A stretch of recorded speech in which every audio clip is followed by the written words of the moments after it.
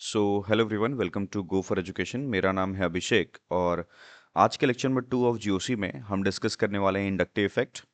मैंने आपको lecture number 1 के अंदर में पढ़ाया है कि इंटरमीडिएट क्या होता है और कौन कौन से इंटरमीडिएट्स हैं। बेटा उससे पहले देखो, मैं वापस से ये लेक्चर नंबर 2 में रिपीट कर देता हूँ। ये जो लेक्चर सीरीज़ है मैंने जनरल ऑर्गेनिक केमिस्ट्री को लेकर स्टार्ट किया है और जनरल ऑर्गेनिक केमिस्ट्री के कौन कौन से पोर्शन को कवर करेंगे या फिर कौन से एग्जामिनेशन के लिए कवर करने वाले हैं। ये आपके बोर्ड एग्जाम को कवर करेगा, आपके नीट एग्जाम को कवर करता है और आपके जेई एग्जामिनेशन को कवर करता है।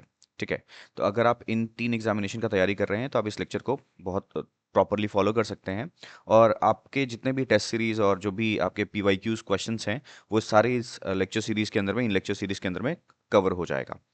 चलिए स्टार्ट करते हैं लेक्चर को। और मैंने आपको बताया था पिछले क्लासेस के अंदर में हमारा एक ही लेक्चर हो रखा है, तो अगर आपको लगता है कि ये लेक्चर आप पहली बार देख रहे हैं आप मेरे चैनल पे, तो आप लेक्चर नंबर 1 को जरूर देखिएगा।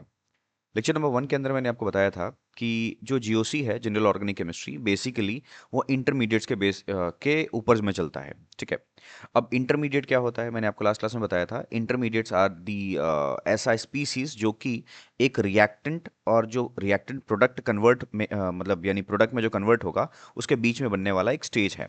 यानी जब रिएक्टेंट कन्वर्ट होता है प्रोडक्ट में तो उसके बीच में एक एक स्टेज आता है, that is called intermediate stage. ठीक है, इंटरमीडिएट का पढ़ाई करना या फिर इंटरमीडिएट को पढ़ना इसलिए ज़रूरी है क्योंकि देखिए बहुत सारी चीज़ें हैं ना, जैसे मान लीजिए कि product of the reaction, mechanism of the reaction, ये सब कुछ इंटरमीडिएट पे डिपेंड करता है कि रिएक्शन में क्या इंटरमीडिएट बना, तो उसका ऑर्डर क्या होगा, रिएक्टिविटी क्या होगा, ये सब कुछ आपको को जो है इंटरमीडिएट के बेसिस पे ही डिस्कस किया जाता है। अब जो इंटरमीडिएट है मैं आपको ऑलरेडी बता चुका हूँ, ऐसे तो 5 इंटरमीडिएट्स बनते हैं। एक है कार्बन का कार्बोकैटायन, दूसरा है कार्बन का कार्ब एनायन। तो हम कोई भी एनायन के बारे में बात करेंगे, मैं इंटरमीडिएट्स का सिर्फ नाम ले लेता हूँ। Carbocation, carbanion, carbon free radical, carbene और नाइट्रीन। ठीक है, तो ये तो 5 टोटल इंटरमीडिएट्स हैं, लेकिन मैंने आपको लास्ट लेक्चर में बता रखा है कि 3 जो आपके मेजर हैं वो आपको यहाँ डिस्कस करना है। और एक आप कार्बीन जब पढ़ेंगे तो वो आपको मैं जब इनके कोर लेक्चर्स पढ़ाऊंगा, नेम रिएक्शन जैसे रायमंड टीमन रिएक्शन हो गया, तो वहाँ पे आप डिस्कस करेंगे मेरे साथ में कार्बिन के बारे में। ठीक है, और कार्बिन का क्लासिफिकेशन वगैरह नाइट्रीन जो है मैं आपको पढ़ा दूंगा फर्दर लेक्चर्स के अंदर में, तो उनसे ज़्यादा आपको टेंशन नहीं लेना है। तो आपका जो मेजर इंटरमीडिएट है वो है कार्बोकैटायन, दूसरा है कार्बेनाइन और तीसरा है कार्बन फ्री रेडिकल। तो इनके ही कह सकते हैं स्टेबिलिटी के बारे में आप जीओसी 1 के अंदर में कवर करते हैं। और मैंने आपको लेक्चर 1 में सारा कुछ बता रखा है कि कौन कौन सा इलेक्ट्रॉनिक इफेक्ट है जिसपे हम कार्बोकैटायन और कार्बोएनाइन को, या सॉरी कार्बोनाइन को, कार्बन फ्री रेडिकल को डिस्कस करने वाले हैं। तो मैंने आपको बता ही दिया था, 4 आपको इलेक्ट्रॉनिक इफेक्ट यानी 4 फैक्टर्स पढ़ना है जो कि इंटरमीडिएट की स्टेबिलिटी को डिफाइन करता है। पहला है इंडक्टिव इफेक्ट, दूसरा है रेजोनेंस इफेक्ट, तीसरा है, या फिर आप रेजोनेंस इफेक्ट या फिर आप मेसोमेरिक इफेक्ट बोल लीजिए फिलहाल के लिए। उसके बाद में आप हाइपर कॉन्जुगेशन पढ़ते हैं और एक पढ़ते हैं इलेक्ट्रोमेरिक इफेक्ट, जिनमें से जो पहला है वो है आई इफेक्ट, जो कि मैं आपके साथ में स्टार्ट कर रहा हूँ। ठीक है, अब आई इफेक्ट पढ़ने के पहले आपको इनका बेसिक्स जानना पड़ेगा, या फिर आई इफेक्ट क्या है उसको जानना पड़ेगा, और उसके बाद इससे रिलेटेड जो क्वेश्चन है, एप्लीकेशन बेस्ड क्वेश्चन है, वो हम कवर करने वाले हैं। मैं आपको इंडक्टिव इफेक्ट 2 लेक्चर्स के अंदर पढ़ाने वाला हूँ। ये लेक्चर नंबर 1 है इंडक्टिव इफेक्ट का। एक लेक्चर और आएगा जिसमें आपका जाके पूरा इंडक्टिव इफेक्ट जो है वो कंप्लीट हो जाएगा। चलिए इंडक्टिव इफेक्ट क्या है, तो डेफिनेशन वाइज देखते हैं। Inductive effect is a permanent shifting of sigma bonded electrons in a molecule due to influence of electronegative or electropositive atoms group या atoms या फिर groups attached to a carbon chain resulting in a permanent dipole। देखो पढ़ने में ये बहुत बड़ा definition जैसा लग रहा है, लेकिन बहुत सिंपल है। कुछ मेजर जो पॉइंट्स हैं, वर्ड्स हैं, उन पे जरा आपको ध्यान देना पड़ेगा। तो इंडक्टिव इफेक्ट क्या है, एक परमानेंट इफेक्ट है जिसमें होता क्या है, शिफ्टिंग होता है किसका, सिग्मा बॉन्डेड इलेक्ट्रॉन्स का, किस में, एक मॉलिक्यूल में। क्यों, क्योंकि उसमें कोई ना कोई इलेक्ट्रोनेगेटिव एटम आ जाएगा या फिर कोई ना कोई इलेक्ट्रोपॉजिटिव एटम आ जाएगा जो कि कार्बन चेन से इलेक्ट्रॉन को खींचेगा या फिर कार्बन चेन के अंदर में इलेक्ट्रॉन को ट्रांसफर करेगा, जिसके वजह से हमें एक परमानेंट डायपोल दिखेगा। यानी जो इफेक्ट है वो परमानेंट होगा और वहां पे डायपोल यानी 2 पोल्स का जनरेशन हो जाता है, that is called inductive effect. ठीक है, इसका अराइज होने का यानी क्या कारण है इंडक्टिव इफेक्ट होने का, तो देखिए it arises from the difference in the electronegativity between the two atoms.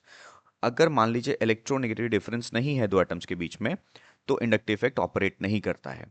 ठीक है, इसमें होता क्या है, the electron cloud in a sigma bond is displaced towards the more electronegative atom. इसमें होता क्या है, जो सिग्मा बॉन्ड के जो इलेक्ट्रॉन्स हैं वो शिफ्ट कर जाते हैं ज़्यादा इलेक्ट्रोनेगेटिव एटम्स की तरफ, जिसके वजह से partial positive and partial negative charge का डेवलपमेंट होता है। That is called the inductive effect. अब इसको समझते हैं एक एग्जाम्पल से। यह ध्यान दीजिए, मैंने एक एल्केन लिया है जिसका नाम है ब्यूटेन, और बहुत प्रॉपरली अगर मैं बोलूं तो मैंने एक स्ट्रेट चेन यानी एन ब्यूटेन लिया हुआ है। अब एन ब्यूटेन में carbon carbon carbon carbon single bond से अटैच्ड है और सारे कार्बन sp3 हैं। और हम जानते हैं कि जो sp3 कार्बन होता है उन सभी का इलेक्ट्रोनेगेटिविटी 2.5 होता है, जिसके वजह से ना ये कार्बन कोई भी एक दूसरे से इलेक्ट्रॉन खींच नहीं रहा होगा, सबका इलेक्ट्रोनेगेटिविटी सेम है। अब रहा बात हाइड्रोजन का, तो हाइड्रोजन का जो, ये मैंने कार्बन के बारे में लिख दिया, sp3 कार्बन के बारे में, और हाइड्रोजन की जो इलेक्ट्रोनेगेटिविटी होती है वो होती है 2.1। अब ध्यान सुनिए, मैंने आपको केमिकल बॉन्डिंग वाले लेक्चर में पढ़ाया हुआ है कि अगर डेल्टा EN यानी इलेक्ट्रॉन नेगेटिविटी डिफरेंस अगर ज़्यादा हो जाता है 0.4 से, तो बॉन्ड पोलर कोवलेंट बॉन्ड में कन्वर्ट हो जाता है, पोलर कोवलेंट बॉन्ड में। ठीक है, लेकिन अगर वो डेल्टा EN यानी electron negativity difference is less than 0.4, अगर 0.4 से कम है या फिर 0.4 भी है, तो उसको हम लोग बोलते हैं नॉन पोलर कोवलेंट बॉन्ड, यानी बॉन्ड के बीच में कोई भी पोलैरिटी डेवलप नहीं होगी। तो अगर आप देखिए, यहाँ जो कार्बन है और ये जो हाइड्रोजन है, दोनों के बीच में कार्बन का जो EN वैल्यू है 2.5 है, इट इज 2.1। तो इसका जो डिफरेंस है कितने का है, इट इज सिंपल 0.4। और 0.4 हो या 0.4 से कम हो तो नॉन पोलर कोवलेंट बॉन्ड कहलाता है। ठीक है, it is a non polar covalent bond. इसके वजह से इस कार्बन और हाइड्रोजन के बीच में कोई पोलैरिटी नहीं है, किसी भी कार्बन और हाइड्रोजन के बीच में कोई पोलैरिटी नहीं है। तो आप सीधा सीधी कह सकते हैं कि एन ब्यूटेन सीधा एक नॉन पोलर मॉलिक्यूल है। ठीक है, अब आप याद रखिएगा, कोई भी एल्केन होता है वो नॉन पोलर मॉलिक्यूल ही होता है। अब मैं क्या करता हूं, ये जो H आप देख रहे हैं हाइड्रोजन एटम, ठीक है, इसको मैं रिमूव करता हूं। ठीक है, और इसके जगह पे मैंने एक नया एक एटम इंडक्ट कर दिया, यानी ऐड कर दिया उसके जगह पे। ठीक है, दिस इंडक्शन, अब इसके इंडक्शन होने से दिस इंडक्शन कॉज्ड क्या, देखो अभी तक इस बॉन्ड में जो दो इलेक्ट्रॉन थे कोई भी EN डिफरेंस नहीं था, तो सेंटर ऑफ द बॉन्ड में ही दोनों इलेक्ट्रॉन था, यानी बॉन्ड जो बना हुआ है उसके दोनों एकदम सेंटर सेंटर पॉइंट पे दोनों इलेक्ट्रॉन्स थे, जो कि एक कार्बन ने शेयर किया था, एक हाइड्रोजन ने शेयर किया था। लेकिन अब होगा क्या, जब क्लोरीन है, ये तो मोर इलेक्ट्रोनेगेटिव एटम है, इसका इलेक्ट्रोनेगेटिविटी वैल्यू जो होता है वो होता है 3। अब वो क्या करेगा, इस कार्बन और क्लोरीन का जो आइडियल अरेंजमेंट था इलेक्ट्रॉन का, उसको अपनी तरफ शिफ्ट कराएगा, क्योंकि ज्यादा इलेक्ट्रोनेगेटिविटी है तो ये क्या करेगा, अपनी तरफ शिफ्ट कराएगा, जिसकी वजह से होगा क्या, यहां पे बनेगा डेल्टा माइनस। ठीक है, और यहां पे बनेगा डेल्टा प्लस। ठीक है, तो यही मैंने ऊपर में लिखा था कि एक डेल्टा प्लस और एक डेल्टा माइनस का डेवलपमेंट हो जाता है, and this is called a dipole. दो पोल्स का जनरेशन हुआ है, delta plus and delta minus. ठीक है, और क्यों हुआ है, क्योंकि यहाँ पे मोर इलेक्ट्रोनेगेटिव एटम जो है क्लोरीन, उस वो इंडक्ट हो गया है। सर क्लोरीन ही लगाना है, नहीं, मैंने एक एग्जाम्पल क्लोरीन लिया है जो कि मोर इलेक्ट्रोनेगेटिव है कार्बन से। तो जैसे ही EN डिफरेंस क्रिएट होता है, ठीक है, वहां पे आपका एक डाइपोल का जनरेशन हो जाता है। अब देखो, इससे पहले मैं यहां पे कंपेयर करूं तो यहां कार्बन और कार्बन के बीच में कोई EN डिफरेंस नहीं था, तो सभी के इलेक्ट्रॉन सेंटर पे पड़े हुए थे। ठीक है, एकदम सेंटर पे। लेकिन अभी क्या हुआ है, ये वाला जो कार्बन है, ये जो फर्स्ट कार्बन है जिससे क्लोरीन अटैच्ड है, इसके ऊपर में थोड़ा सा पॉजिटिव चार्ज डेवलप हो गया है। तो बगल वाले कार्बन से क्या करेगा, इलेक्ट्रॉन को थोड़ा अपनी तरफ शिफ्ट कराएगा, ताकि वो अपना जो इलेक्ट्रॉन डेफिशिएंसी है पूरा कर पाए। तो इस कार्बन से थोड़ा इलेक्ट्रॉन खींचने की वजह से इसके ऊपर में भी थोड़ा सा पॉजिटिव चार्ज डेवलप हो जाता है। अब ये कार्बन को थोड़ा डेफिशिएंसी होगा तो ये वाले इलेक्ट्रॉन को थोड़ा सा इधर ये शिफ्ट करेगा, तो इसके ऊपर में ट्रिपल डेल्टा प्लस हो जाता है। अब आप ये मत सोचिएगा कि sir single delta, double delta and triple delta charge बढ़ रहा है, नहीं।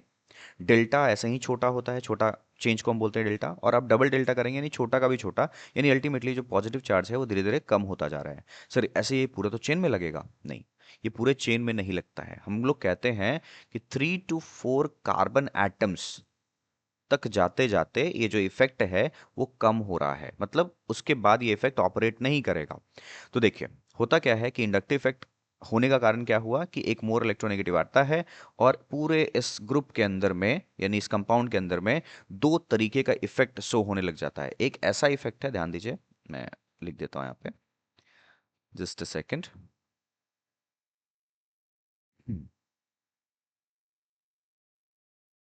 अगर आप इसको ध्यान दीजिए, तो यहाँ दो तरीके का ग्रुप हो गया, एक ये है क्लोरीन, क्लोरीन क्या कर रहा है, इलेक्ट्रॉन को विड्रॉ कर रहा है, तो मैं इसको बोल सकता हूँ कि ये इलेक्ट्रॉन विड्रॉइंग ग्रुप की तरह काम कर रहा है।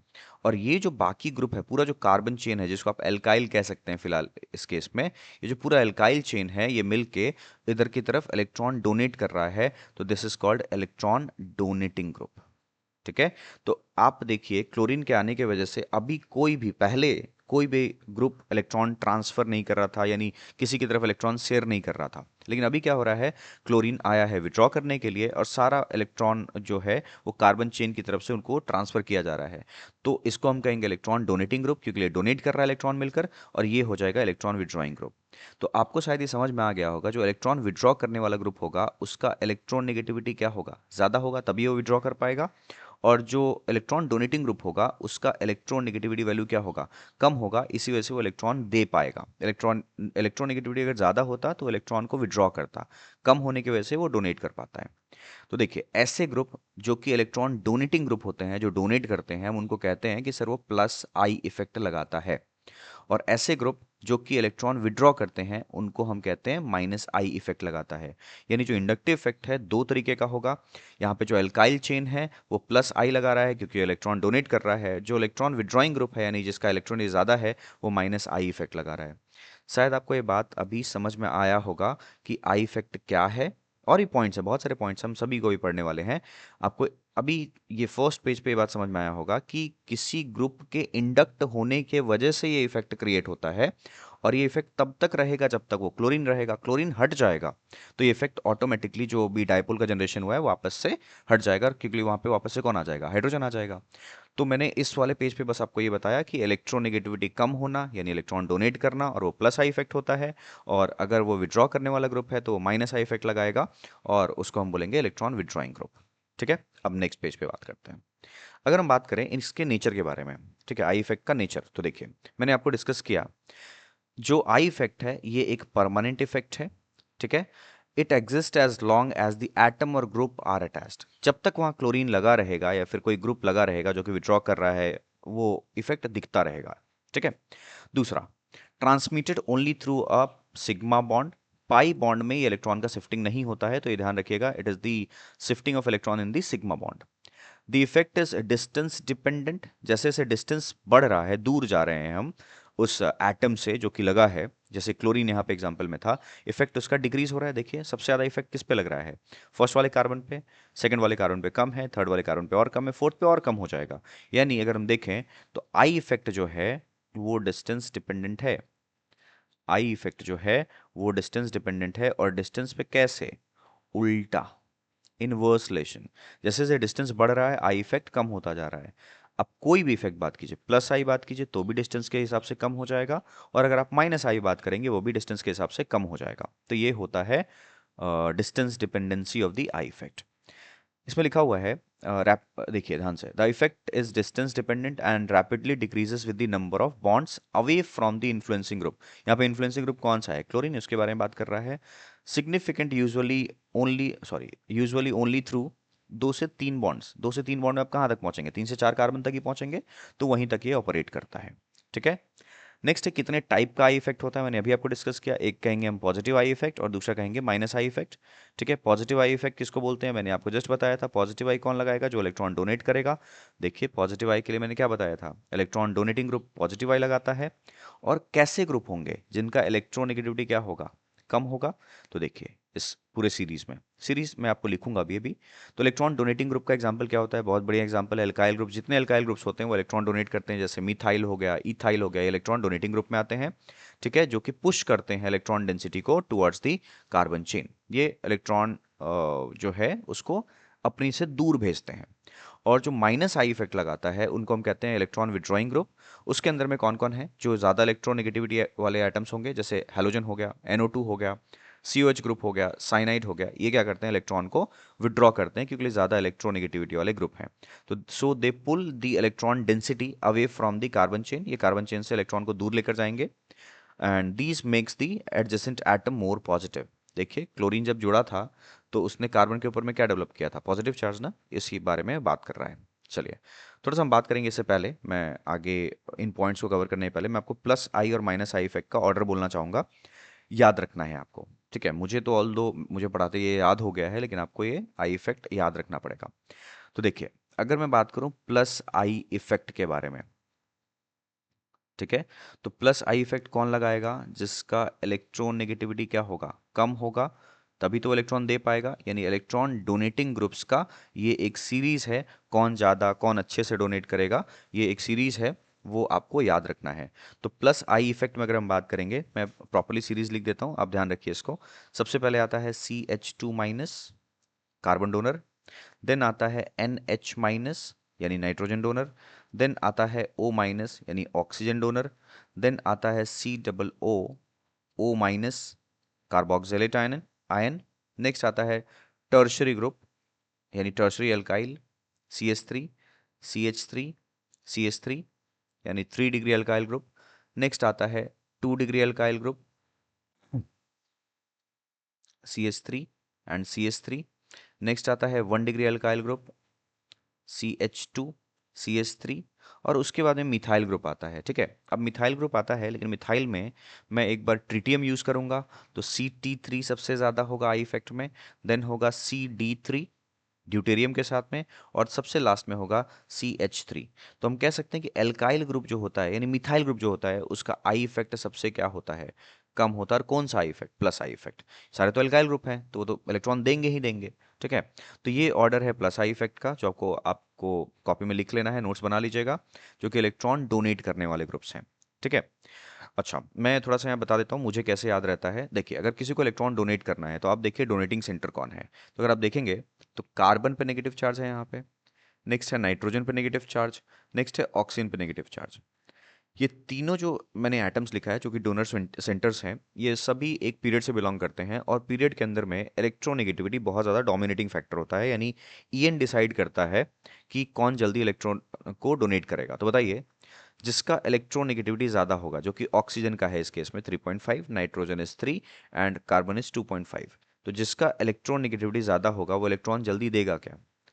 ये जल्दी नहीं देना चाहेगा। ये जल्दी देगा, तो एक बेटर डोनेटिंग ग्रुप कौन हुआ? Carbon centre. That is why देखिए, कार्बन डोनर सबसे अच्छा, nitrogen donor, then oxygen donor. अब यहाँ पे तो मैं आपको जब तक रेजोनेंस नहीं पढ़ाऊंगा, तब तक ये आपको नहीं समझ में आएगा। फिलहाल ये आपको याद करना पड़ेगा कि ऑक्सीजन डोनर है, लेकिन ये रेजोनेंस में है, तो थोड़ा डोनेटिंग टेंडेंसी कम हो गया है। तो इस तरीके से आपको प्लस आई याद करना है। और उसी तरीके से चलते हैं माइनस आई सीरीज की तरफ में। बेटा थोड़ा बैकग्राउंड नॉइस को इग्नोर करना है, ठीक है? ये थोड़ा सा हाईवे के साइड में रहता हूँ, तो बैकग्राउंड नॉइज आएगा। Next is minus I effect. Minus I effect कौन लगाता है? माइनस आई इफेक्ट वो लगाएगा जिसका इलेक्ट्रॉन नेगेटिविटी क्या होगा? ज्यादा होगा। ठीक है, जैसे हम बोलेंगे इलेक्ट्रॉन नेगेटिविटी ज्यादा होगा तो क्या करेगा? इलेक्ट्रॉन विड्रॉ करेगा, तो ये हो जाएगा इलेक्ट्रॉन विड्रॉइंग ग्रुप। ठीक है, अब इनमें कौन आएगा? सोच के देखो, विड्रॉ कौन कर सकता है? बहुत ज्यादा इलेक्ट्रोनेगेटिव एटम, या फिर जिसके ऊपर पॉजिटिव चार्ज हो। तो माइनस आई इफेक्ट का अगर हम सीरीज बात करें, तो माइनस आई इफेक्ट सीरीज भी आपको याद रखना पड़ेगा। सबसे पहला होता है, ये थोड़ा बड़ा सीरीज होगा, याद रखना, NF3+, next NR3+, next NH3+, उसके बाद में NO2 group, next cyanide group, next COOH group, next CHO group, next halogen group. अब ध्यान दीजिए, हैलोजन भी बहुत इलेक्ट्रोनेगेटिव है। तो हैलोजन में हम कैसे देखेंगे? क्योंकि चार चार हैलोजन है, तो सिंपल सा बात है, जिसका इलेक्ट्रोनेगेटिव ज्यादा होगा तो कौन आएगा? फ्लोरीन सबसे ज्यादा, then chlorine, then bromine, then iodine. This will be the order for halogens. ठीक है, हैलोजन के बाद में कौन आएगा? आप OR ग्रुप, अल्कोक्सी ग्रुप कहते हैं। जैसे मीथॉक्सी, जैसे OCH3 होगा मीथॉक्सी, OC2H5 होगा इथॉक्सी ग्रुप। नेक्स्ट उसके बाद आता है OH ग्रुप, उसके बाद में आता है एल्काइन वाला कार्बन, उसके बाद में आता है NH2 ग्रुप। उसके बाद में दो और हैं, एक को हम कहेंगे फिनाइल, आपने सुना होगा C6H5। ठीक है, बेंजीन में से आप एक हाइड्रोजन को क्या करेंगे? हटा देंगे, तो ये ग्रुप है C6H5। कंफ्यूज नहीं होंगे कि टॉलिन मैंने बनाया है, दिस इज क्या कहते हैं, बेंजाइल ग्रुप, सॉरी बेंजाइल कह रहा हूँ, phenyl group. And last is the आपका double bonded carbon, CH double bond CH2। तो ये पूरा ऑर्डर है, अगर ये ग्रुप लगा हुआ है एज इन सब्स्टिट्यूएंट तो इस तरीके से वो इलेक्ट्रॉन को विड्रॉ करेगा। तो मैं इसको क्या बोलूंगा, प्रायोरिटी बोलिए, priority order of I effect, या फिर हम इसको बोलेंगे power order of the I group.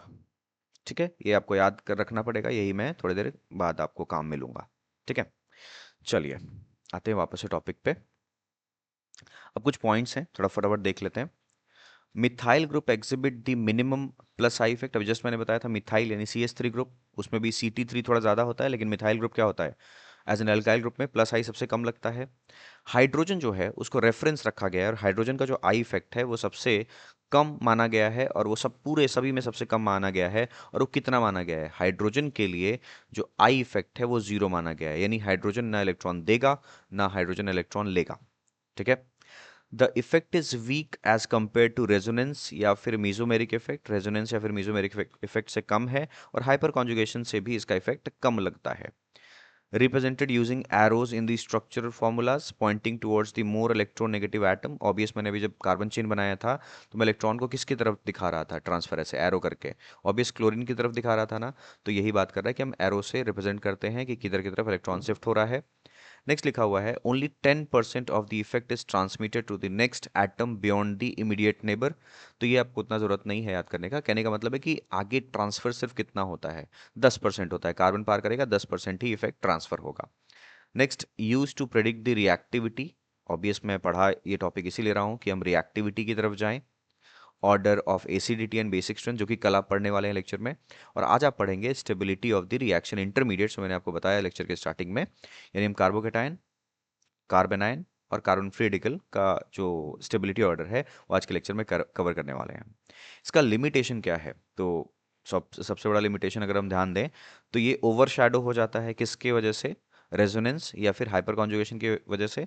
जब रेजोनेंस इफेक्ट आएगा काम में तो हमारा आई इफेक्ट डोमिनेट नहीं कर पाएगा, वो बहुत ज़्यादा कम हो जाएगा। ठीक है, और जैसे जैसे डिस्टेंस बढ़ता है तो इसका इफेक्ट क्या हो जाता है, फॉल्स ऑफ, यानी कम हो जाता है बहुत जल्दी। मैंने क्या बोला, 10% ही सिर्फ ट्रांसफर हो रहा है, तो जैसे डिस्टेंस बढ़ेगा इसका इफेक्ट क्या होता जाएगा, कम होता चला जाएगा। आई होप जो बेसिक पॉइंट्स है आपको कवर हो गया है। नेक्स्ट जो है वही है इसका एप्लीकेशन पार्ट, क्योंकि मैंने ये टॉपिक आपको आई इफेक्ट इसीलिए पढ़ाया कि आप इसके एप्लीकेशंस को समझ पाएं। मैंने भी क्या बोला, एप्लीकेशंस में आप एसिडिक स्ट्रेंथ भी निकालना सीखेंगे, मतलब ऑर्डर, बेसिक स्ट्रेंथ भी निकालना सीखेंगे, आप stability of carbocation, carbon ion and free radical भी सीखने वाले हैं।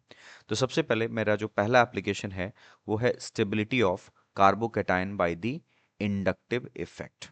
सिर्फ हम आई इफेक्ट को कंसिडर करके स्टेबिलिटी ऑफ कार्बोकेटाइन के बारे में बात करने वाले हैं। मैं एक एक करके सभी के बारे में बात करूंगा, कार्बन आयन वगैरह सब आएगा।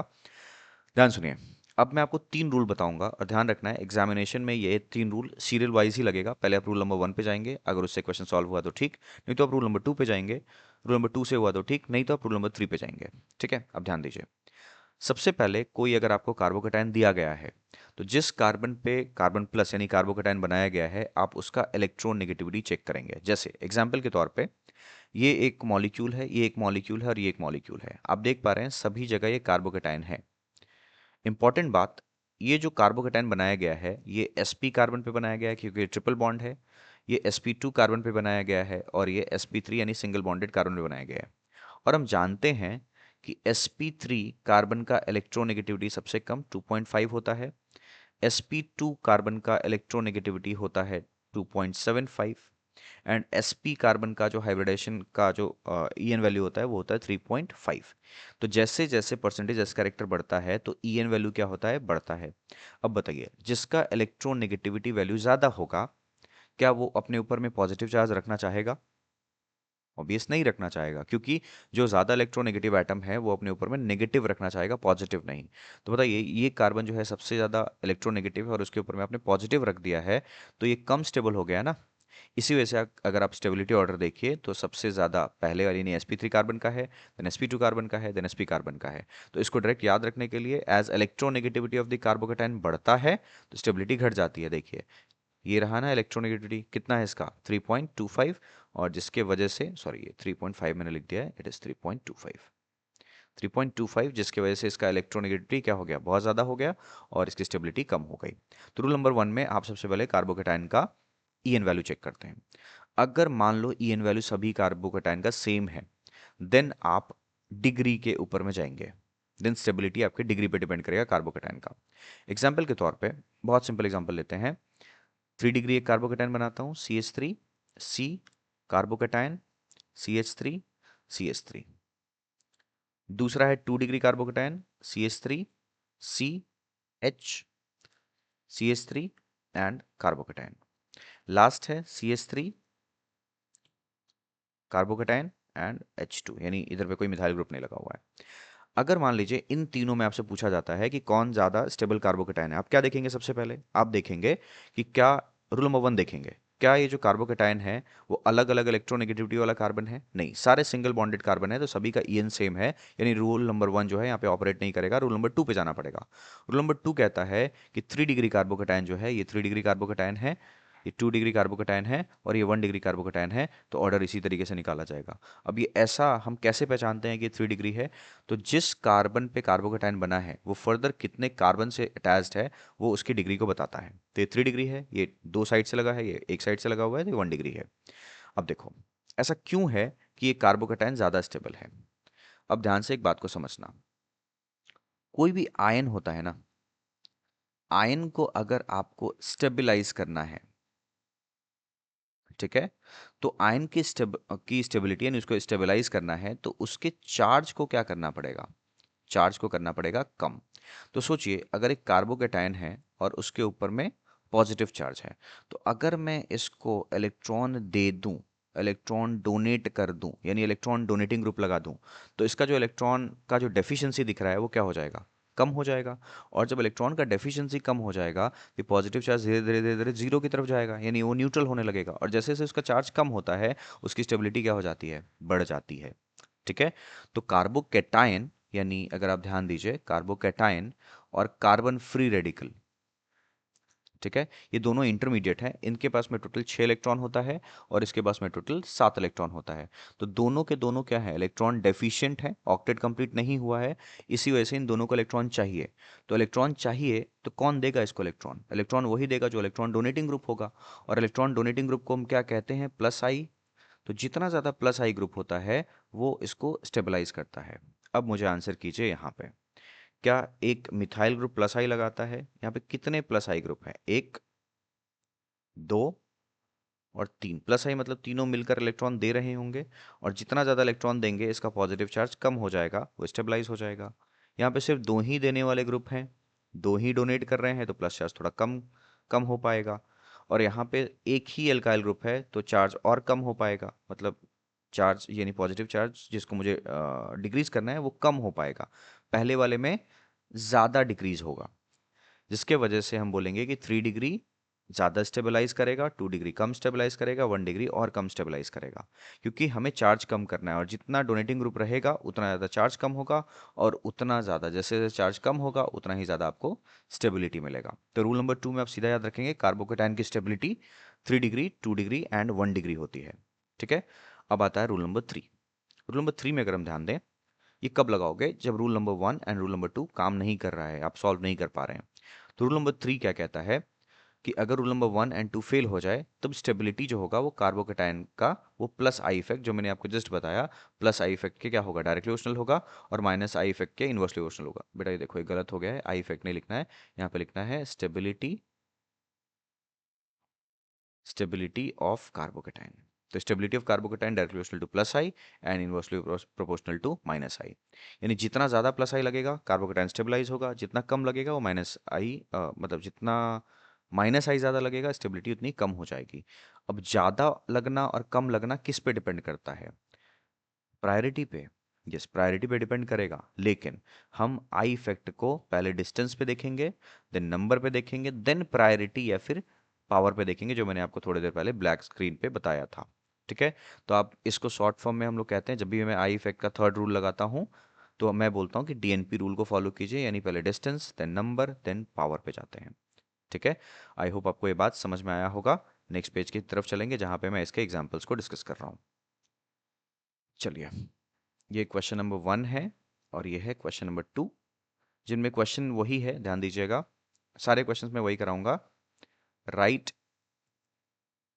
the decreasing order of stability of carbocation. Carbocation की स्टेबिलिटी ऑर्डर को डिक्रीजिंग ऑर्डर में लिखिए। ठीक है। अभी 4 मॉलिक्यूल्स आपको बनाए गए हैं जिसमें आपको कार्बोकेटाइन दिख रहा होगा। ठीक है। पहला क्वेश्चन मैं सॉल्व करता हूँ, ध्यान दीजिए मैं कैसे सॉल्व करूंगा इसको। चलिए, जब भी कार्बोकेटाइन की स्टेबिलिटी पूछी जाएगी तो पहले आप कॉमन चीज ढूंढिए रूल नंबर 1 में। तो रूल नंबर 1 का कॉमन चीज क्या था कि इलेक्ट्रॉन नेगेटिविटी कार्बोकेटाइन का क्या होना चाहिए, अलग अलग होना चाहिए। तो रूल नंबर 1 से अगर देखोगे तो सब सिंगल बॉन्डेड ही कार्बोकेटाइन है, सिंगल बॉन्डेड है, तो रूल नंबर 1 से सॉल्व नहीं हो पाएगा। नेक्स्ट है डिग्री से। तो देखिए ये जो कार्बन है जिसके ऊपर में कार्बोकेटाइन बनाया गया है वो सिर्फ एक कार्बन से कनेक्टेड है, सब जगह एक ही कार्बन से कनेक्टेड है, यानी रूल नंबर 2 भी फेल हो गया क्योंकि किसी का डिग्री अलग नहीं है। तो रूल नंबर 1 और रूल नंबर 2 से नहीं हो पाएगा। अब आते हैं रूल नंबर 3 पे। रूल नंबर 3 कहता है कि जितना ज़्यादा प्लस आई ग्रुप लगा रहेगा उतना ज़्यादा स्टेबिलिटी, जितना माइनस आई लगा रहेगा वो डी स्टेबिलिटी। ठीक है। अब ध्यान दीजिए, जब भी आपको ये वाला यानी रूल नंबर 3 लगाना होगा, ध्यान से सुनना मेरी बात। रूल नंबर 3 आप जब भी लगाएंगे तो आपको डीएनपी रूल को फॉलो करना होगा। पहले डिस्टेंस, नंबर एंड पावर, ये बात ध्यान ध्यान में रखना है। और डीएनपी लगाने के पहले आपको तीनों में कॉमन ग्रुप्स क्या है या फिर कॉमन चीज़ क्या है वो ढूंढना पड़ेगा। तो अगर आप देखें ये वाला जो चीज़ है ये सभी में कॉमन है। अगर आप देखें तो ये जो मैं बना रहा हूँ ये सभी में कॉमन है। तो मुझे एक कॉमन ग्रुप दिख गया कि ये जो ऐसा ग्रुप है वो कॉमन है। तो मैं पहले इसको मार्क कर लेता हूँ। ध्यान दीजिए ये ग्रुप इसके अंदर में पूरा क्या है, कॉमन है सभी के अंदर में। अब इस कॉमन ग्रुप में क्या एक्स्ट्रा लगा है जो कि इसकी स्टेबिलिटी को अलग अलग कर सकता है, उस पर ध्यान दीजिए। यहाँ पे लगा हुआ है साइनाइड ग्रुप। ठीक है। यहाँ पे लगा हुआ है, अच्छा साइनाइड ग्रुप का इफेक्ट भी बात करते चलते हैं, ये होता है माइनस आई। आप देख लीजिएगा पीछे में टेबल जाके, और ज़्यादा इलेक्ट्रोनेगेटिविटी है ये। और ये है मिथाइल ग्रुप, और मिथाइल ग्रुप का भी क्या लगता है, प्लस आई, यानी एल्काइल ग्रुप है ना, प्लस आई लगाएगा। हेलोजन है, हेलोजन तो ज़्यादा इलेक्ट्रोनेगेटिव होता है तो उसका क्या लगेगा, माइनस आई इफेक्ट लगेगा। और ओ OH जो है वो भी माइनस आई के अंदर में आता है, यानी ये भी इलेक्ट्रॉन को विड्रॉ करेगा। अब ध्यान दीजिए, अब इसमें प्लस आई और माइनस आई ग्रुप है, तो प्लस आई स्टेबलाइज करेगा और माइनस आई डिस्टेबलाइज करेगा। तो क्या ये बात समझ में आ गया कि जो मॉलिक्यूल नंबर बी है वो सबसे ज़्यादा स्टेबल होगा क्योंकि प्लस आई उसमें लगा हुआ है। ठीक है। तो इसका तो स्टेबिलिटी समझ में आता है, प्लस आई से बढ़ गया होगा। इन तीनों में कैसे डिसाइड करें, तो इन तीनों में सबसे जाइए पहले डिस्टेंस देखने के लिए। ये माइनस आई किसका ज़्यादा लग रहा है वो डिस्टेंस डिपेंडेंट होगा। तो देखिए सभी कार्बोकेटाइन का डिस्टेंस सेम है उस एक्स्ट्रा ग्रुप से। ठीक है। तो डिस्टेंस इज सेम, देन आप जाएंगे नंबर। नंबर में साइनाइड भी एक ही लगा हुआ है, क्लोरीन भी एक ही लगा हुआ है, OH भी एक ही लगा हुआ है। तो डिस्टेंस से नहीं हो पाया, नंबर से नहीं हो पाया, देन हमें जाना पड़ेगा पावर या फिर प्रायोरिटी पे। अब बताइए साइनाइड में और क्लोराइड में और OH में अगर हम माइनस आई इफेक्ट देखेंगे तो सबसे ज़्यादा किसका माइनस आई इफेक्ट होता है। माइनस आई इफेक्ट आपका ऑर्डर अगर नहीं याद है तो देख लीजिए, सबसे ज़्यादा साइनाइड का होता है, देन उसके बाद में हेलाइड का होता है, और देन उसके बाद में होता है OH ग्रुप का माइनस आई इफेक्ट। तो मैं माइनस आई इफेक्ट सबसे ज़्यादा किसका बोलूँगा, साइनाइड का सबसे ज़्यादा है। फिर क्लोराइड का क्या होगा, थोड़ा सा कम होगा, उससे कम होगा, और OH का सबसे कम होगा। ठीक है। तो अगर आप देखिए जिसमें माइनस आई कम लग रहा होगा वो तो स्टेबलाइज करेगा, कि इन्वर्स रिलेशन है ना, यहाँ पे ध्यान दीजिए, माइनस आई कम लगना स्टेबिलिटी बढ़ना। तो वही बात है, माइनस आई किसका कम लग रहा है, OH वाले का। तो बी के बाद सबसे ज़्यादा स्टेबल कौन होगा, डी होगा। ठीक है। फिर कौन होगा, सी नंबर होगा, क्योंकि उसका माइनस आई थोड़ा सा बढ़ा है। और जहाँ पे माइनस आई बहुत ज़्यादा लग रहा होगा वो तो मॉलिक्यूल क्या हो जाएगा, सबसे कम स्टेबल होगा। तो यानी इसका जो क्वेश्चन का स्टेबिलिटी ऑर्डर निकलेगा वो क्या निकलेगा, BDCA। यानी अगर आप टू के 1 2 3 4 बोलेंगे तो 2 1 4 C। ठीक है, सॉरी 2 1 कैसे कह रहा हूँ मैं, 2 4 3 1, 2 4 3 1 will be the correct answer. ठीक है। उसी तरीके से हम लोग जो सेकंड क्वेश्चन है उसको भी अभी बनाने वाले हैं। चलिए अब सेकंड क्वेश्चन को अटेम्प्ट करते हैं। देखो एकदम आप धीरे धीरे समझिए, मुझे पता है, अगर लगता है कि आपको ये चीज़ आता है लेकिन आप सीखने बैठे हैं तो आप इस लेक्चर को उसी तरीके से देखो जिस तरीके से मैं बता रहा हूँ, आपको कहीं कन्फ्यूजन नहीं होगा। अगेन आपको सारे जगह कार्बोकेटाइंस बनाए गए हैं और आपसे पूछा जा रहा है कि सबसे ज़्यादा स्टेबल कौन है, आप पूरा ऑर्डर लिखिए। तो मैंने क्या बोला, रूल नंबर वन लगाइए। रूल नंबर वन में सभी कार्बोकेटाइन सिंगल बॉन्ड पे ही बना हुआ है, यानी रूल नंबर वन में ई एन वाला फैक्टर नहीं लगेगा। रूल नंबर टू क्या कहता है, आप देखेंगे डिग्री, सारे कार्बोकेटाइन 2 डिग्री वाले ही हैं, आप देख पा रहे हैं, देखो ये जो कार्बोकेटाइन है, इधर भी कार्बन, यानी 2 डिग्री ही है हर जगह। तो यानी रूल नंबर टू से नहीं हो पाएगा। रूल नंबर थ्री पे आते हैं। रूल नंबर थ्री क्या कहता है, रूल नंबर थ्री हमें ये कहता है कि प्लस आई और माइनस आई देखिए। तो पहले इन ग्रुप्स का इफेक्ट पता करने के पहले कॉमन देखना पड़ेगा। तो क्या कॉमन सभी में ये साइक्लोहेक्सेन रिंग दिख रहा है आपको, ये जो 6 मेंबर्ड रिंग है वो सभी में है। दिस इज कॉमन, जिसके ऊपर है पॉजिटिव चार्ज का लोकेशन यहाँ, ये कॉमन है सभी में।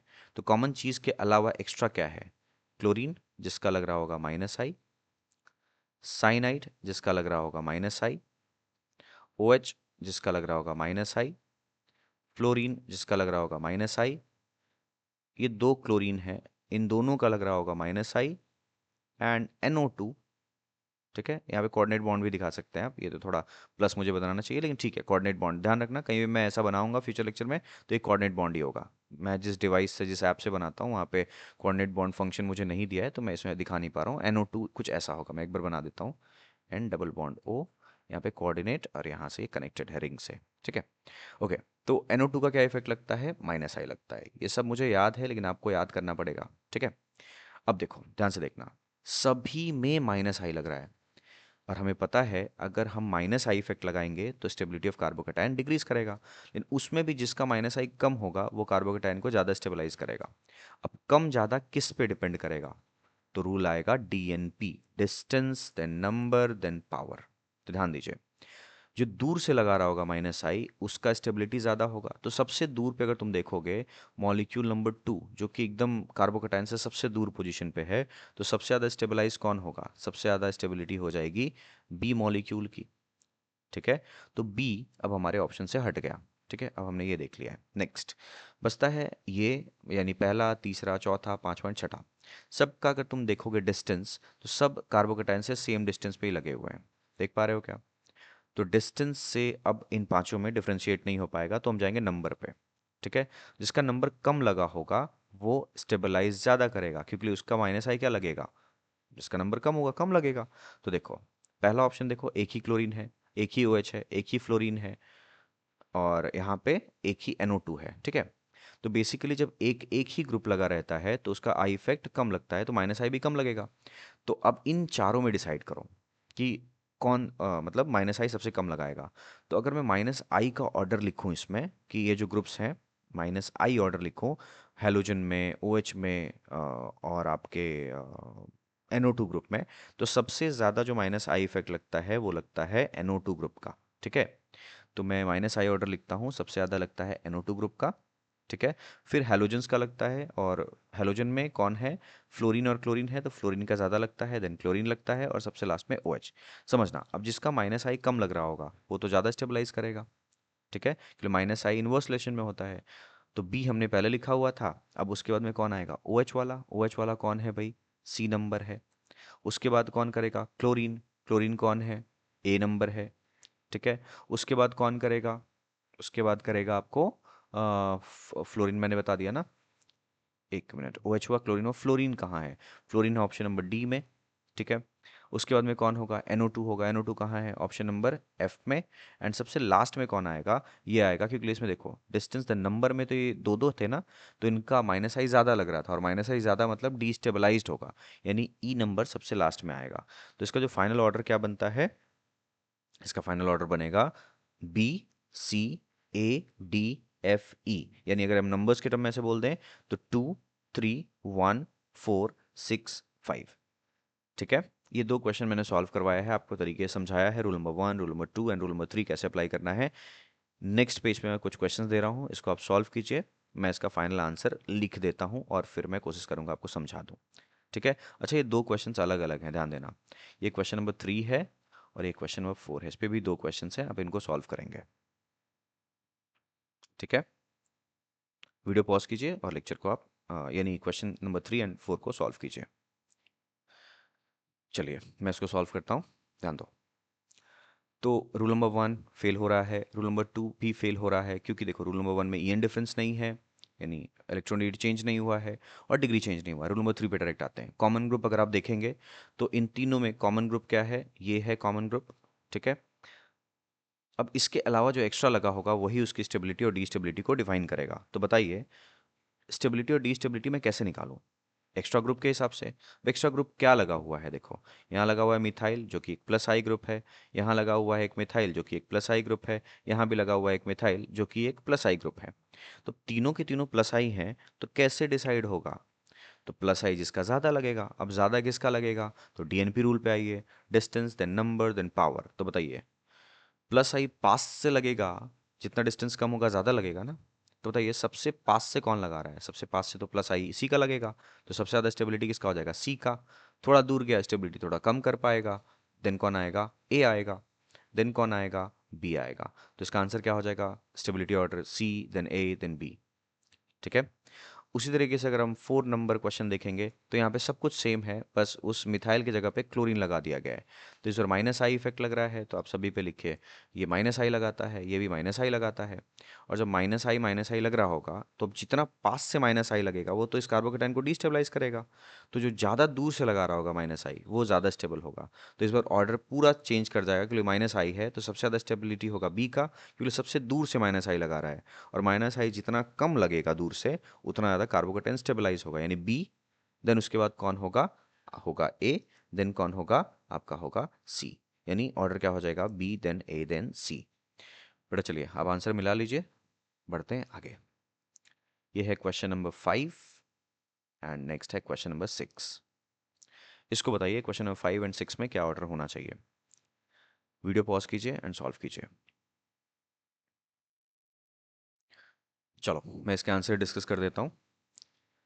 रूल नंबर 1 कहता है E N of the carbocation. सभी सिंगल बॉन्ड वाले हैं, ये भी सिंगल बॉन्ड, ये भी सिंगल बॉन्ड, ठीक है, कुछ नहीं होगा। रूल नंबर 2 डिग्री, ये भी 1 डिग्री है, ये भी 1 डिग्री है, ये भी 1 डिग्री है। कॉमन क्या है सभी में? कॉमन है ये ग्रुप, ध्यान देना, ठीक है। लेकिन किसी में यहाँ डबल बॉन्ड हो गया है, किसी में यहाँ ट्रिपल बॉन्ड हो गया है, तो कॉमन तो वही है ना, सिंगल बॉन्ड तो कॉमन ही है। अब ध्यान दो इफेक्ट क्या होगा। ये जो ग्रुप एक्स्ट्रा लग रहा है इनका इफेक्ट लगेगा ट्रिपल बॉन्ड का, सिंगल बॉन्ड का, और यहाँ पे डबल बॉन्ड का, ठीक है। तो बताइए क्या मैंने पढ़ा था अभी कि ट्रिपल बॉन्डेड कार्बन sp होता है, सिंगल बॉन्डेड कार्बन sp3 होता है, और डबल बॉन्डेड कार्बन sp2 होता है। किसका en सबसे ज़्यादा है? ये 3.25 वाला, सॉरी क्या लिख रहा हूँ मैं, ये है आपका sp3.25 वाला, ये है आपका 2.5 वाला, और ये है आपका 2.75 वाला। तो बताइए कौन इलेक्ट्रॉन ज़्यादा विड्रॉ कर रहा होगा? ऑब्वियस ये ग्रुप क्या करेगा? सबसे ज़्यादा इलेक्ट्रॉन विड्रॉ करेगा। इसका ई एन क्या है? ज़्यादा है। और जब ई एन ज़्यादा होता है तो विड्रॉ करता है माइनस आई। इसका क्या लगेगा? माइनस आई। इसका एक एल्काइल ग्रुप है, इसका तो लगेगा प्लस आई ग्रुप, ठीक है। तो अल्टीमेटली सबसे ज़्यादा स्टेबल कौन हो गया? सबसे ज़्यादा स्टेबल हो गया बी। फिर हो जाएगा ए, क्योंकि उसका माइनस आई कम लगता है, डबल बॉन्डेड है, कम ई एन है। और देन हो जाएगा सी। तो इसका जो स्टेबिलिटी ऑर्डर है that is B then A then C, ठीक है। बड़ा अच्छे से क्वेश्चन सॉल्व करोगे, बड़ा इंपॉर्टेंट क्वेश्चन है ये सारा, ठीक है।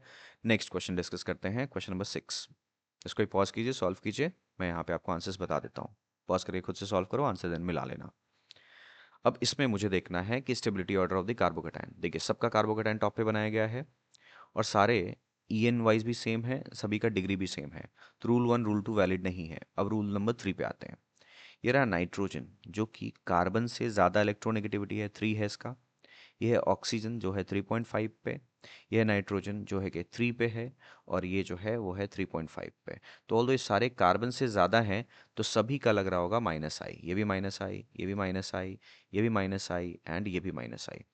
लेकिन माइनस आई जो ज़्यादा दूर से लगाएगा उसका स्टेबिलिटी ज़्यादा होगा।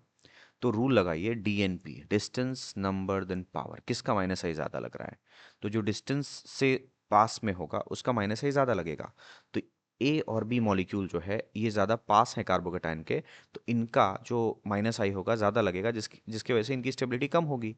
ये दोनों दूर से लगा रहे हैं तो इनकी स्टेबिलिटी एज कंपेयर्ड ए और बी से ज़्यादा होगी, ठीक है। अब इन दोनों में डिस्टेंस सेम है, नंबर भी एक ही है, एक नाइट्रोजन है एक ऑक्सीजन है। देन हम जाएंगे पावर पे। तो नाइट्रोजन का ई एन जो वैल्यू होता है 3 होता है, तो वो थोड़ा सा कम डिस्टेबलाइज करेगा, और इसका माइनस आई ज़्यादा होता है क्योंकि ज़्यादा इलेक्ट्रोनेगेटिव है, तो इसका माइनस आई ज़्यादा लगेगा, जिसकी वजह से ये ज़्यादा डिस्टेबलाइज होगा और ये थोड़ा ज़्यादा स्टेबलाइज होगा। तो सबसे पहले स्टेबिलिटी होगी सी की, जो डिस्टेंस वाइज भी ज़्यादा है और आई वैल्यू वाइज भी क्या है, कम है। देन हो जाएगा डी, क्योंकि वो डिस्टेंस वाइज ज़्यादा है। तो हमने डिस्टेंस लगाया था पहले option number C and D में, डिस्टेंस से नहीं हुआ, नंबर चेक किया, नंबर वाइज भी सेम। देन पावर में नाइट्रोजन का पावर कम है माइनस आई में, तो वो ज़्यादा स्टेबलाइज कर रहा है। माइनस आई के उल्टा देखिए, इन्वर्स देखिए, जितना माइनस आई कम उतना ज़्यादा स्टेबलाइज, इसीलिए सी ज़्यादा स्टेबल है। Then D. Then same pattern में ए और बी में distance same, number same, then power wise O का माइनस आई ज़्यादा लगेगा, जिसकी वजह से ज़्यादा डिस्टेबलाइज रहेगा, तो ए आएगा पहले, यानी ए में स्टेबिलिटी ज़्यादा होगी, देन बी में होगी। यानी इसका जो ऑर्डर हो जाएगा वो क्या होगा, C D, then A, then B. I hope मैंने आपको 6 क्वेश्चंस कराया है, आपको कॉन्सेप्ट कुछ मैच हुआ होगा, क्लिक किया होगा, आप इस क्वेश्चन को बहुत अच्छे से कर पा रहे होंगे। आपको इससे रिलेटेड मैं ना आपको पीडीएफ दे रहा हूँ, कुछ डीपीपी काइंड ऑफ सीट है, उसको आप इस चैनल के जो वीडियोस आते हैं उनके डिस्क्रिप्शन में एक व्हाट्सएप चैनल है, वहाँ पे आप ज्वाइन करके इसको डाउनलोड कर सकते हैं, ठीक है। चलिए, तो पहला जो एप्लीकेशन था वो था स्टेबिलिटी ऑफ कार्बोकेटाइन या फिर carbon free radical. Same pattern में चलेगा, अभी मैं आपको कार्बन फ्री रेडिकल का भी क्वेश्चन कराऊंगा। देखो यहाँ पे कार्बन फ्री रेडिकल भी मैंने एक क्वेश्चन कहीं ऐड किया है, just a second. Carbon free radical मैंने ऐड किया था, नहीं है क्या? अच्छा ठीक है, सेम पैटर्न में ही होगा, कोई प्रॉब्लम नहीं है। जो मैंने कराया वो कार्बोकेटाइन की जगह पे आप कार्बन फ्री रेडिकल लगा लीजिए। नेक्स्ट एप्लीकेशन नंबर 2 पे आते हैं।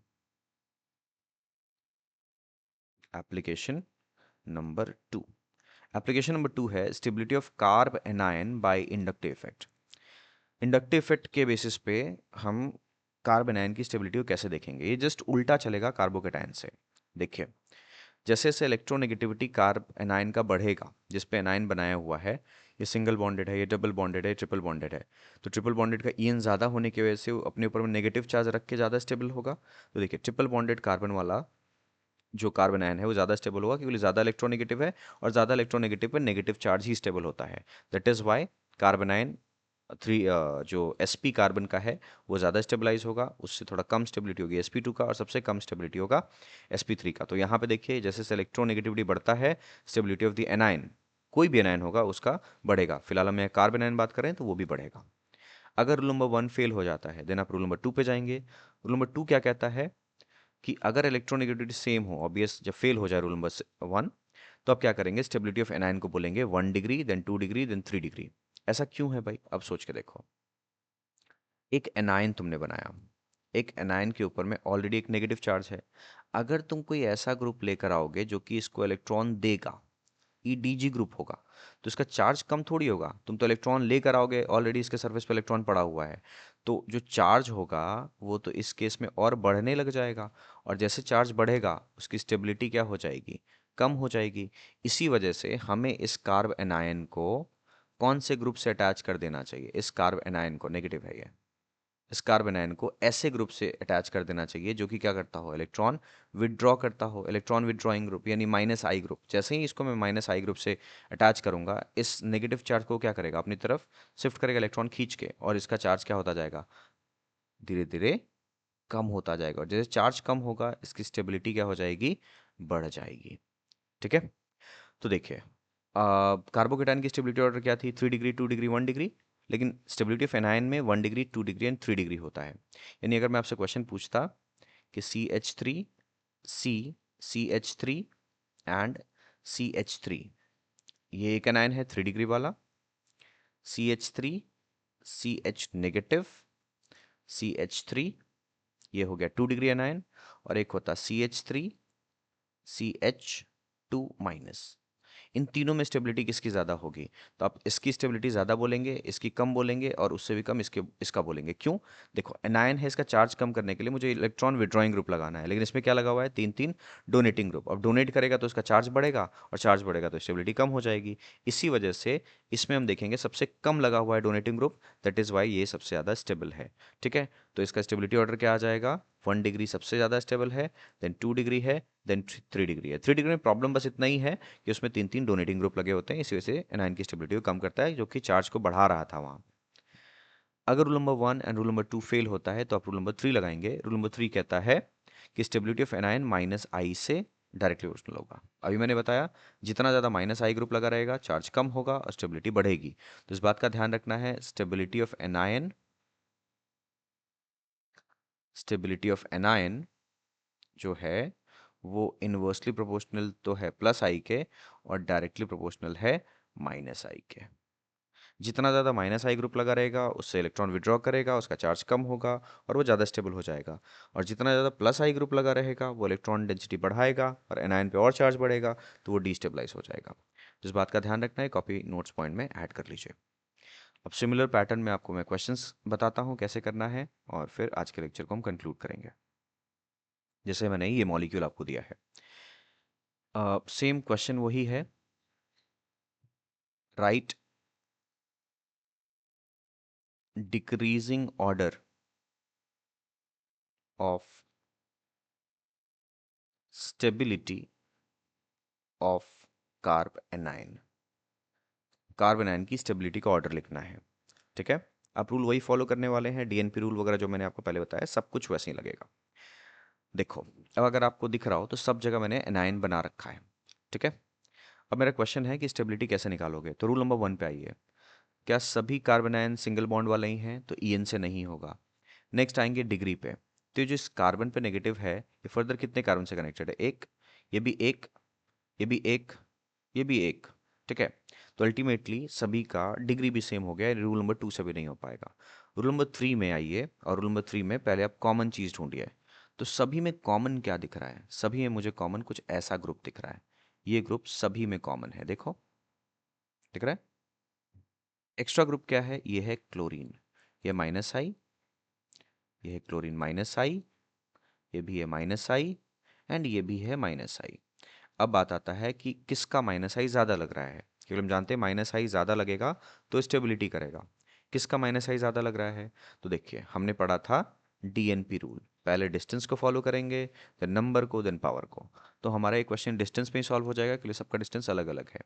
डिस्टेंस से कैसे आई इफेक्ट डिपेंड करता है, डिस्टेंस और आई इफेक्ट इनवर्स रिलेशन होता है, यानी जो पास से लग रहा होगा वो ज़्यादा लग रहा होगा। तो पास से इसमें लग रहा है ना क्लोरीन माइनस आई, तो माइनस आई इसका इफेक्ट ज़्यादा होगा क्योंकि पास से लग रहा है, और माइनस आई जब पास से लगेगा तो ज़्यादा लगने की वजह से स्टेबिलिटी इस एनायन की सबसे ज़्यादा होगी। तो सबसे ज़्यादा कौन होगा, डी। देन थोड़ा दूर हो गया कौन, सी। उससे दूर कौन हो गया है, बी। देन उससे सबसे दूर कौन हो गया है, ए। इसका माइनस आई बहुत दूर से लग रहा है तो इसकी स्टेबिलिटी को कम बढ़ा पाएगा, यानी ज़्यादा डीस्टेबलाइज कंडीशन में रहेगा। सिमिलरली ये क्वेश्चन नंबर 1 हो गया। अब क्वेश्चन नंबर 2 को देखते हैं। वीडियो को पॉज कीजिए और सॉल्व कीजिए, मैं इसका आंसर आपको तब तक बोल देता हूँ। ध्यान दीजिए, रूल नंबर 1 फेल हो रहा है, रूल नंबर 2 फेल हो रहा है, डायरेक्ट रूल नंबर 3 पे आते हैं। कॉमन ग्रुप अगेन क्या है इसमें, यही एक कॉमन ग्रुप है, ठीक है। इनमें चेक करते हैं एक्स्ट्रा ग्रुप क्या लगा हुआ है। यहाँ पे एक्स्ट्रा ग्रुप है साइनाइड जिसका लगता है माइनस आई, यहाँ पे एक्स्ट्रा ग्रुप है NO2 जिसका इफेक्ट है माइनस आई, यहाँ पे लगा हुआ है दो क्लोरीन जो कि है minus I and minus I, and यहाँ पे लगा हुआ है एक क्लोरीन जो कि है माइनस आई और दूसरा फ्लोरीन जो कि है माइनस आई। अब लगेगा किसका माइनस आई ज़्यादा लग रहा है, क्योंकि सब तो स्टेबलाइज ही करने के लिए लगे हुए हैं। अब किसका ज़्यादा लगेगा ये डिपेंड करेगा डीएनपी रूल पे। तो सबसे पहले डिस्टेंस देखिए, ये डिस्टेंस, ये डिस्टेंस देखिए, ज़्यादा दूर हो गया, ये दूर हो गया, ये दूर हो गया, तो जो पास से लगा रहा होगा सबसे स्टेबलाइज होगा, यानी ए सबसे ज़्यादा स्टेबल है। अब बी सी डी में देखिए डिस्टेंस सभी का सेम है, ये देखो यहीं लगा है, ये देखो यहीं लगा हुआ है, ये देखो यहीं लगा हुआ है। तो डिस्टेंस से नहीं होगा तो नंबर पे आइए, जो नंबर में ज़्यादा लगा होगा वो ज़्यादा माइनस आई लगाएगा। तो इन दोनों में देखिए नंबर दो दो है, इनमें सिर्फ एक NO2 ग्रुप लगा हुआ है, तो इनका माइनस आई सी और डी का माइनस आई ज़्यादा है तो ज़्यादा स्टेबलाइज होगा। अब सी और डी में देखो distance same number same then power पे जाइए। अब पावर में क्लोरीन का माइनस आई ज़्यादा कि फ्लोरीन का, ऑब्वियस ये दो क्लोरीन जो हैं वो कम कम माइनस आई लगा रहे होंगे, ठीक है, लेकिन फ्लोरीन जो है ज़्यादा माइनस आई लगा रहा होगा। तो अल्टीमेटली इन दोनों का इफेक्ट जो होगा ज़्यादा होगा, तो ज़्यादा माइनस आई किसका लगा फिर, डी का। तो ए के बाद आ गया डी, देन कौन आएगा सी, देन कौन आएगा बी। तो ये हो जाएगा स्टेबिलिटी ऑर्डर, क्योंकि बी सबसे लास्ट में क्यों आया, क्योंकि उसमें एक ही ग्रुप था और ज़्यादा डिस्टेंस पे लगा हुआ था, तो हमने बोल दिया A D C B will be the stability order of the anion. Next question है question number 3 and next is question number 4। चलिए क्वेश्चन नंबर 3 को डिस्कस करते हैं, वीडियो पॉज कीजिए, आप भी सॉल्व कीजिए इसको, मैं भी करवा देता हूँ। क्वेश्चन नंबर 3 में कॉमन ग्रुप आपको दिख गया होगा। कॉमन ग्रुप क्या है? एक ऐसा, यहाँ पे अच्छा ये कार्बोकेटायन है, ध्यान देना, ये मैंने गलती से यहाँ पे कार्बोकेटायन वाला क्वेश्चन डाल दिया है। कोई बात नहीं, कार्बोकेटायन की इस बार स्टेबिलिटी बता लेते हैं। तो कॉमन ग्रुप देखने के बाद ये जो ग्रुप है वो है माइनस आई, ये दोनों के दोनों माइनस आई, ये भी माइनस आई, ये भी दोनों माइनस आई, और ये दोनों भी माइनस आई। तो अल्टीमेटली सब कार्बोकेटायन की स्टेबिलिटी को डिक्रीज करेगा। कार्बोकेटायन माइनस आई से डिस्टेबलाइज होता है और प्लस आई से स्टेबलाइज होता है। चलिए, तो अब आता है again DNP, distance then number then power. तो मुझे इस बार डिस्टेंस ज़्यादा चाहिए क्योंकि सब माइनस आई वाले हैं। जितना माइनस आई दूर से लगेगा उतना ज़्यादा स्टेबल रहेगा। तो सबसे ज़्यादा दूर पे कौन है? अगर देखेंगे तो सबसे ज़्यादा दूर पे मुझे दो दिख रहे हैं, एक ये option number 5 and option number 3। ये देखो इनका डिस्टेंस क्या है और बाकियों से क्या है, ज़्यादा दूर है। अब इन दोनों का जो सी एंड ई है, यानी तीसरा और पांचवा है, इनमें डिस्टेंस सेम है, नंबर इन दोनों का ज़्यादा है ऑप्शन नंबर 5 में। तो इसका माइनस आई ज़्यादा लगेगा, यानी पहले स्टेबल हो जाएगा सी नंबर, देन स्टेबल कौन होगा? आपका ई नंबर। ठीक है, सी इसलिए क्योंकि इसमें माइनस आई कम लगा, सी देन ई। तो ये ऑप्शन हट गया, ये ऑप्शन हट गया। अब ए बी और डी में कंपेयर करना है।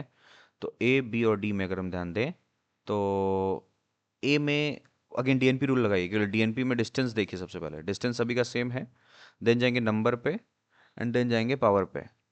डिस्टेंस नंबर देन पावर, तो डिस्टेंस वाइज देखिए सब कुछ सेम है तीनों में, ए बी और डी के अंदर में, तो डिस्टेंस सेम हो गया। देन आता है नंबर, नंबर वाइज ये दोनों ज़्यादा लगा रहा है।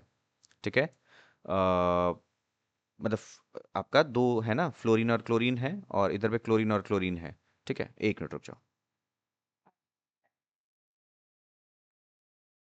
ठीक है बेटा, एक मिनट रुक जाओ, मैं आता हूँ।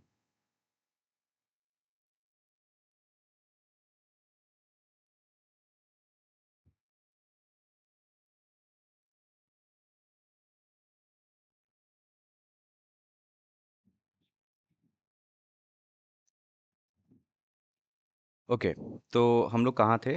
वापस से मैं इस क्वेश्चन को डिस्कस कर देता हूँ। तो हम लोगों ने देखा कि ये जो ग्रुप्स हैं वो सारे माइनस आई ग्रुप हैं, और माइनस आई जो है कार्बोकेटायन की, ये मैंने आपको बता रखा है कि जो कार्बोकेटायन होता है इसको स्टेबलाइज करने वाले ग्रुप को हम कहते हैं प्लस आई, और जो माइनस आई लगाएगा वो उसको डिस्टेबलाइज करेगा। करेक्ट? तो देखिए माइनस आई सभी डिस्टेबलाइज ही कर रहा होगा। अब जिसमें ज़्यादा माइनस आई लगेगा, ठीक है, तो उस वो ज़्यादा डिस्टेबलाइज हो जाएगा। तो ध्यान देना, पहले हम ज़्यादा नंबर पे नहीं जाएंगे, डिस्टेंस पे जाएंगे। तो डिस्टेंस वाइज देखिए, कार्बोकेटायन से ये एक कार्बन छोड़कर है, ये भी एक कार्बन छोड़कर है, ये दो कार्बन छोड़कर है। ठीक है, ये दो कार्बन छोड़कर है, ये भी दो कार्बन छोड़कर है। ज़्यादा दूर से लगने की वजह से इसका माइनस आई कम लगेगा, इस वजह से ये दोनों ज़्यादा स्टेबल होंगे एज कम्पेयर अदर्स। अब इन दोनों में डिस्टेंस सेम, तो नंबर पे देखिए ये नंबर में ज़्यादा है, तो माइनस आई इन दोनों में इसका ज़्यादा होगा। तो सबसे ज़्यादा स्टेबल कौन हो गया? सी, देन ई। अब बचता है ये तीन, जिनका यानी ए बी और डी ऑप्शन, इनका डिस्टेंस सेम है। देन नंबर देखिए, इन दोनों में नंबर ज़्यादा है तो इनका माइनस आई ज़्यादा होगा, यानी फिर आएगा ए। देन बी और डी में आप देखिए distance same, number same, power wise इन दोनों में फ्लोरीन का पावर ज़्यादा होता है ना, इधर फ्लोरीन ज़्यादा है, क्लोरीन कम ही होता है, दोनों क्लोरीन कम कम ही होता है। तो बी का ज़्यादा लगेगा माइनस आई, इसीलिए इसके बाद आ जाएगा डी, देन आएगा बी। तो this will be the correct stability order of the पांच ये जो गिवन कंपाउंड्स हैं। नेक्स्ट क्वेश्चन नंबर 4 पे ध्यान दीजिए। ये कार्बोकेटायन का स्टेबिलिटी नहीं है, ये कार्ब एनायन है, ध्यान देना। तो कार्ब एनायन की स्टेबिलिटी ऑर्डर में अगर हम देखेंगे तो कार्ब एनायन में माइनस आई डायरेक्टली प्रोपोर्शनल होना चाहिए और प्लस आई इनवर्सली प्रोपोर्शनल होना चाहिए। तो आपको रूल नंबर 1 सभी का डिग्री सेम, दूसरा रूल नंबर 2 सभी का सॉरी ई एन सेम था रूल नंबर 1 में, सेकंड में डिग्री सेम, थर्ड है आपका कॉमन ग्रुप ढूंढना। तो सभी में कॉमन ग्रुप क्या है? ये hexagonal ring with a negative charge. ठीक है, इसी एनायन की स्टेबिलिटी देखनी है। तो एक्स्ट्रा ग्रुप क्या लगा हुआ है? साइनाइड जो कि माइनस आई ग्रुप होगा, क्लोरीन जो कि एक माइनस आई ग्रुप होगा, ओ एच जो कि एक माइनस आई ग्रुप होगा, सी एल जो कि एक माइनस आई ग्रुप होगा, और एनओ टू अगेन एक माइनस आई ग्रुप होगा। तो माइनस आई जितना लगा होगा वो तो सब तो स्टेबलाइज ही कर रहा होगा कार्बन आयन को। अब जो जितना पास से लगाएगा वो उतना ज़्यादा स्टेबलाइज होगा। तो पास से लगाने वाला सबसे ज़्यादा कौन है? Option number C and option number D ये ज़्यादा पास हैं कार्बन आयन के। इन दोनों भी देखो तो डिस्टेंस सेम हो गया।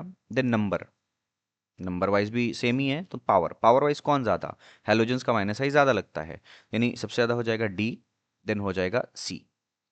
अब इन तीनों में देखिए ए बी एंड ई के अंदर में डिस्टेंस तीनों का सेम है। देन नंबर वाइज देखेंगे, ठीक है, तीनों एक एक ही लगा हुआ है, साइनाइड भी एक ही है और आपको क्लोरीन यानी जो हेलोजन है वो भी एक ही है। देन आता है पावर, पावर वाइज और एनओ भी कितना है, NO2 भी कितना लगा हुआ है, एक ही लगा हुआ है। तो डिस्टेंस हो गया, नंबर हो गया, देन पावर वाइज। अगर हम माइनस आई का पावर देखें तो सबसे पहले कौन आता है, NO2 आता है, तो ये सबसे ज़्यादा माइनस आई लगा रहा होगा। तो उसके बाद कौन आ जाएगा, ई, ठीक है। उसके बाद सी और हमारा बचता है क्लोरीन। तो साइनाइड और क्लोरीन में साइनाइड ज़्यादा होता है, यानी आपका हो जाएगा ए, एंड देन हेलोजन सबसे लास्ट में चला जाएगा, यानी आपका हो जाएगा बी। तो इसका करेक्ट ऑर्डर क्या होगा, DCEAB, ठीक है। तो ये इस तरीके से मैंने इस क्वेश्चन का आंसर किया है। आप आंसर मैच कीजिए, अगर कोई दिक्कत होता है आप कमेंट सेक्शन में पूछ भी सकते हैं, ठीक है। ओके, नेक्स्ट क्वेश्चन है ये, थोड़ा ध्यान दीजिएगा। ये है क्वेश्चन नंबर 5 एंड ये है क्वेश्चन नंबर 6। ध्यान दीजिए, क्वेश्चन नंबर 6 में 8 ऑप्शंस हैं, ठीक है, 8 ऑप्शंस या फिर 8 मॉलिक्यूल्स। यहाँ पे भी रूल नंबर 1 फेल हो रहा है, रूल नंबर 2 फेल हो रहा है, फटाफट कर देते हैं। रूल नंबर 3 में ये कॉमन चीज़ तो वही है, आपको सभी में कॉमन ये दिख रहा होगा, ये ग्रुप, ठीक है। और इसमें क्या है, साइनाइड जो कि एक माइनस आई ग्रुप है, इसमें है एक NO2 जो कि एक माइनस आई ग्रुप है, इसमें दो दो क्लोराइड है जो कि दोनों माइनस आई एंड माइनस आई पे बैठे हुए हैं, और एक क्लोरीन फ्लोरीन है, दोनों ये माइनस आई ग्रुप है। अब जिसका माइनस आई ज़्यादा होगा वो ज़्यादा आपको स्टेबलाइज करेगा। तो सबसे ज़्यादा कैसे डिसाइड करोगे, DNP से डिसाइड करोगे, डिस्टेंस, डिस्टेंस में सबसे करीब यही दिख रहा है, बाकी सबका डिस्टेंस ज़्यादा है, तो ए सबसे ज़्यादा स्टेबल होगा। अब इन तीनों में देखिए डिस्टेंस दूर हो गया है और तीनों का डिस्टेंस बराबर है, डिस्टेंस सेम।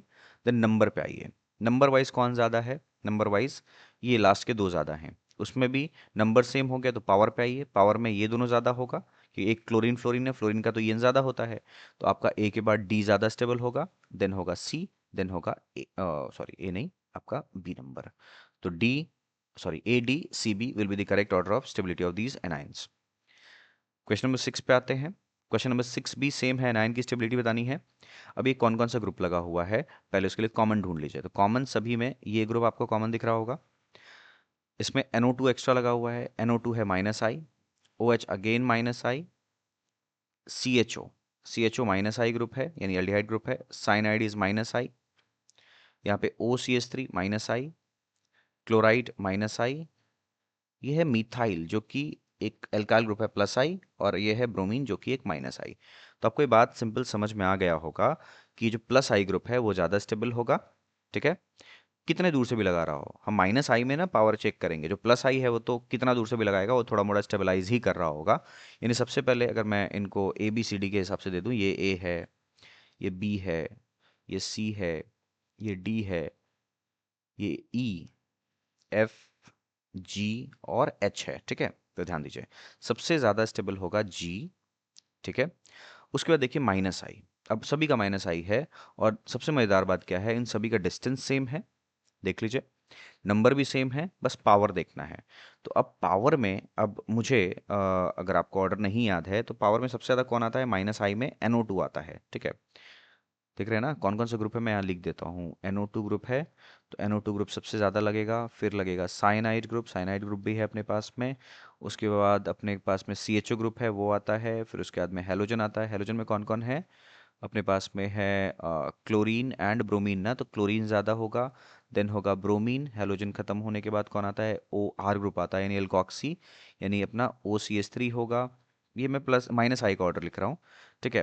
OCH3 के बाद कौन सा ऑर्डर होगा, OH भी है ना, OH होगा। और कितने हो गए आपके, 3 या 7 हो गए ना, सारे मैंने कवर कर दिए। तो आपको G नंबर सबसे पहले हो गया, फिर NO2 वाला का माइनस आई सबसे ज़्यादा है, तो वो ज़्यादा स्टेबलाइज कर रहा होगा। ओह शिट, मैंने क्या लिख दिया है, माइनस आई की स्टेबिलिटी देख रहे हैं ना, सॉरी, कार्बन आयन, तो कार्बन आयन में तो G सबसे लास्ट में जाएगा, अगले प्लस आई उसको डिस्टेबलाइज करता है। ध्यान दीजिए, कार्ब एनायन, इसकी स्टेबिलिटी माइनस आई से बढ़ेगी और प्लस आई से घटेगी, तो G तो सबसे लास्ट में आएगा, क्योंकि प्लस आई लग रहा है उसमें सबसे लास्ट में। अब माइनस आई सबसे ज़्यादा किसका है, NO2 का, तो वो सबसे ज़्यादा स्टेबलाइज होगा, यानी मेरे लिए सबसे पहले आंसर हो जाएगा A नंबर, ठीक है। फिर साइनाइड वाला कौन है, D नंबर, फिर CHO वाला कौन है, C नंबर, उसके बाद में कौन है क्लोरीन वाला कौन है भाई, एफ नंबर। उसके बाद कौन है ब्रोमीन वाला यानी एच नंबर। उसके बाद कौन है ब्रोमीन के बाद ओ सी एस थ्री वाला कौन है, ई नंबर। उसके बाद कौन है ओ एच वाला, ओ एच वाला कौन सा ग्रुप है आपका, बी नंबर। और सबसे लास्ट में कौन आएगा, जी नंबर। तो this will be the order of stability. बस इसमें क्या था, प्लस आई था, तो प्लस आई तो स्टेबिलिटी डिक्रीज ही कर रहा होगा, ठीक है। और बाकी ये सब में माइनस आई है, और माइनस आई जितना ज़्यादा लग रहा था वो उसकी स्टेबिलिटी को बढ़ा रहा था, ठीक है। इस तरीके से मैंने इसको सॉल्व किया है। तो आप एक बार आंसर मिला लीजिए अपना, और इस क्वेश्चन को आप देख लीजिएगा, ठीक है। तो बेटा देखो, मैंने आज के लेक्चर में आपको मैंने प्लस आई और माइनस आई इफेक्ट समझाया। उससे रिलेटेड जो दो एप्लीकेशंस हैं, यानी स्टेबिलिटी ऑफ द कार्बोकेटाइन, दूसरा है स्टेबिलिटी ऑफ कार्बेनाइन। और मैंने कार्बन फ्री डिकल बोला है कि सेम पैटर्न में चलेगा, तो आप उसको सेम पैटर्न में ही रखिएगा।